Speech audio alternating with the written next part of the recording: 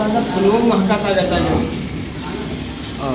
जैसा कि आप देख रहे हैं, अभी हमारे बीच में उपस्थित है फतेहपुर की धरती से आए हुए माननीय राकेश प्रजापति जी। उनसे हम जानना चाहेंगे महाकुंभ के विषय में कि उनकी अपनी व्यक्तिगत राय क्या है यहाँ पर जो भगदड़ हुई है। मेरी ये राय है कि जो भारत देश की आज़ादी में ये जब देश के अंदर काला क्रोध छाया था, जब हमारे देश के अंदर तमाम गरीबों मजलूमों के खून से इस देश को सींचे हैं देश की तमाम माताएं बहनें, और ये जो भारत की तमाम तानाशाही पार्टियां जाति धर्म का नाटक करके और गंगा गड़ही जमुना का नाटक करके ये हमारे देश के तमाम गरीबों मजलूमों असहाय बेरोजगार का पेट नहीं भरेगा। हमारे देश के अंदर गरीबों को नौकरी मिले, उनके हक और अधिकार मिले, और खाने पीने की सामान में जो जीएसटी लगाई जा रही है और शिक्षा के नाम से बहुत ज़्यादा जीएसटी लगाई जा रही है, इसको रोका जाए शिक्षा के नाम पे, तभी हमारा देश ये आगे बढ़ेगा। और कुंभ में जो मौतें हुई हैं उनको उत्तर प्रदेश की सरकार से मैं योगी जी से महोदय जी से कहना चाहता हूं कि जितने मौतें हुई हैं उनको उजागर करें। महोदय जी ने योगी जी ने जो यूपी के सीएम है माननीय योगी आदित्यनाथ जी, उन्होंने मास्टर स्ट्रोक लेते हुए वहां के जो नंबर उस वक्त यूज किए गए हैं भगदड़ के समय में उनकी लिस्ट निकाल ली है और खंगाल भी रहे हैं। 16,000 नंबर जो है बता रहे हैं बंद पाए जा रहे हैं। इस पर क्या कहेंगे? हम ये कह रहे हैं कि जो अत्याचार किया है उनको दंड दिया जाए, और माननीय उत्तर प्रदेश के मुख्यमंत्री जी से मैं कहना चाहता हूं कि ये जितने चोटें लगी जिनके वो एम्बुलेंस नंबर सहित की इतनी मौतें हुई हैं, इतने जो हैं अब अस्पताल में भर्ती हैं, इनको उजागर करते हुए देश की तमाम गरीबों मजलूमों को उनके मुआवजे दिया जाए, उनके हक और अधिकार दिलाए जाए। ये मैं पूर्व जिला पंचायत सदस्य राकेश कुमार प्रजापति बोल रहा हूँ फतेहपुर जिला से, और मैं ये कहना चाहता हूँ कि ये जाति और धर्म ये जो देश का गुलदस्ता है, जितना हक मुसलमानों का है उतना हिंदुओं का है, उतना सिख और ईसाइयों का है। भगत सिंह, सुभाष चंद्र बोस, चंद्रशेखर आजाद फांसी में लटक गए, उनके बड़े सपने थे कि एक दिन देश आजाद होगा, उनको हक और अधिकार मिलेंगे, न्याय मिलेगी।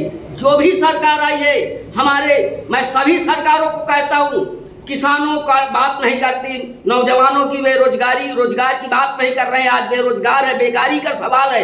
जब देश की आज़ादी में कुछ नहीं था तब गरीबों मजलूमों अंग्रेज को भारत की धरती से लात मार के निकाला था, और उनके बड़े सपने थे कि हमारे हक और अधिकार मिलेंगे। और मैं आज चाहे जो भी सरकार, मैं किसी सरकार का नाम नहीं लेना चाहता हूँ, जो भी सरकार आए वो राष्ट्र हित में, समाज हित में संसदीय भाषा का प्रयोग करते हुए हमारे तमाम इस भारत के गुलदस्ते को सजाएं और उनके हक और अधिकार की लड़ाई लड़ें। मैं राकेश कुमार प्रजापति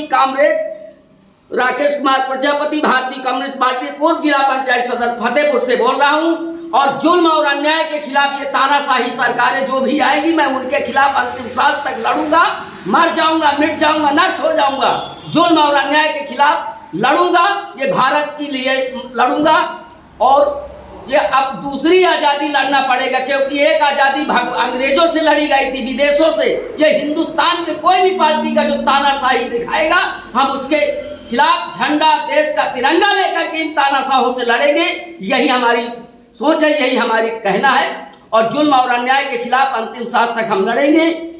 और प्रेमचंद प्रजापति जी विद्यार्थी जीवन से राष्ट्र और समाज के हित में सभी देश के गुलदस्ता है जो देश का ये गरीबों मजलूमों की लड़ाई लड़ते हैं, हम इनको भी बधाई देते हैं कि पूरे उत्तर प्रदेश में भारत में जा करके जगा रहे हैं। ऐसे वीर सपूत को हम उनकी भी मदद करते रहेंगे। फतेहपुर में आप 2026 में 27 में जो चुनाव होने वाला है उसके लिए आप क्या तैयारी कर रहे हैं? अब जो प्रत्याशी, जो पार्टी हमारे देश के लिए, समाज के लिए, राष्ट्र के लिए काम करेगी हम उसी पार्टी को जिताएंगे। हम किसी पार्टी को विशेष की बात नहीं करना चाहते। हम भारतीय कम्युनिस्ट पार्टी के लाल झंडे के सिपाही हैं। माननीय नगीना सांसद चंद्रशेखर रावण ने संसद भवन से माननीय योगी आदित्यनाथ जी को घेरते हुए कहा है कि जितना पैसा, जितना धन कुंभ मेला के लिए व्यय किया गया है किसी एक धर्म के लिए, क्या वो किसी और संप्रदाय, किसी और धर्म के लिए उतना ही खर्च करेंगे? इस पर आपका क्या विचार है? हमारा इसमें ये कहना है कि कुंभ मेले में जितना पैसा लगा है वो कुंभ मेले में खर्चा करने से हमारे देश के तमाम गरीबों मजलूमों को पेट नहीं भर जाएगा। सीमित खर्चा रखें और हर मजहब की लड़ाई लड़े, हर मजहब के उसमें खर्चा हो, किसी एक विशेष जाति और धर्म के नाम पर ना खर्चा करें। सभी धर्म और जाति एक हैं, ना तेरा खून है काला ना मेरा खून सफेद तो फिर कैसा है मतभेद। हम सब इस देश के वासी हैं और सबको बराबरी का दर्जा दिया जाए और सबको हक का अधिकार दिया जाए और हमारे देश के नौजवानों, गरीबों, मजलूमों को ज़्यादा से ज़्यादा पैसा शिक्षा में खर्च किया जाए ताकि हमारे देश के नौजवान शिक्षार्थी बने, विद्यार्थी बने, राष्ट्रवादी बने और संसदीय भाषा का ज्ञान जब होगा तभी हमारे देश में लड़ाइयाँ नहीं होगी। उनको ज्ञान होगा तो लड़ेंगे ही नहीं। और पैसा हर मजहब के लिए खर्चा किया जाए और ज़्यादा से ज़्यादा किसानों को बेरोजगारी में खर्च किया जाए। और अम्बेडकर साहब तो संविधान लिखे हैं, वो तो देश के सपूत हैं, जो उनके लिखे हुए संविधान पे हमारा पूरा देश समाज चल रहा है। ऐसे महान पुरुष को हम नतमस्तक करते हुए स्वागत करते हैं। जय हिंद, जय भारत, जय संविधान।